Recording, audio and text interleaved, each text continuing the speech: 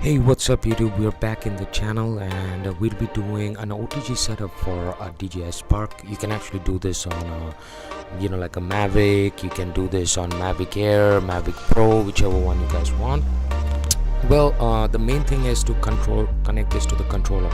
So the stuff that you're going to require is a OTG cable, and if you have your iPhone, just use your iPhone cable. I had some cables lying there from Beats headphone, which was very short in length, so that's short in length, so I will be using that one. So as you can see, that the Spark is actually a unique drone because it's with the Wi-Fi antenna. It boosts up the signal, but the secret is that if you are connecting this with your micro USB that's in the remote control, you'll see a significant difference in there won't be any lag or anything. You'll see a significant difference, like you won't face any problems or anything. So when you turn that remote control, you'll see a small micro USB port. Yes, that is the port, and that will be using that port. Usually DJI gives you a micro USB to USB cable, but we will not be using that. So in this slide you'll see that that's the micro USB cable, OTG cable. I bought it from a local Best Buy for like $5, and that makes it to a female USB. Now I'm going to use the short length USB to lightning cable which I had from my Beats headphones.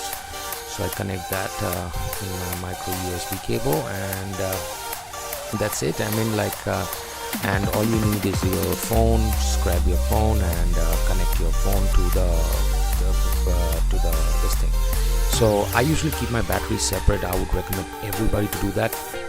Now watch this step carefully. Whenever I put this the battery in the Spark, I actually double check it so that before flight nothing happens to it. Two-step process: half press and then full press to turn your Spark on. So at first you'll turn your Spark on, and then you're going to turn the RC on. So in this one I'll show you again this two-step process: half press and full press. And antenna should be at that angle, 90 degrees.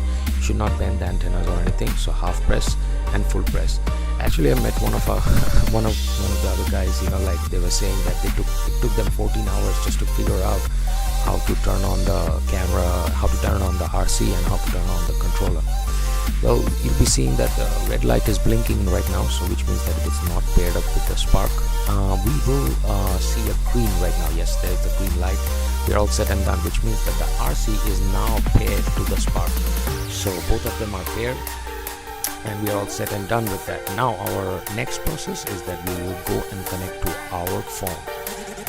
So just take that cable, connect it to your phone. I don't know why I emphasized on that. Yeah, but yes, that's the way you connect to the phone. Okay, next what I'm going to do is that I'm going to do a screen recording of what you're going to see. So at first put your phone in airplane mode. This is very important. Turn off your Wi-Fi, turn off your Bluetooth, put it on airplane mode. After you're done, go to your app, open up the DJI Go 4 app. Now you will see that the DJI Go 4 app, even when it's connected, it's showing you disconnected. Well, don't worry if nothing has gone wrong. So wiggle the cable a bit, the OTG cable a bit, just wiggle it a bit. Sometimes it doesn't recognize. It's going to pop up like this, showing you this accessory may not be supported. Just dismiss it, ignore it. There you go, that's it. It's all connected right now. That means you're all good to go, right? So press that button, start flight, and you will see the camera coming up and everything.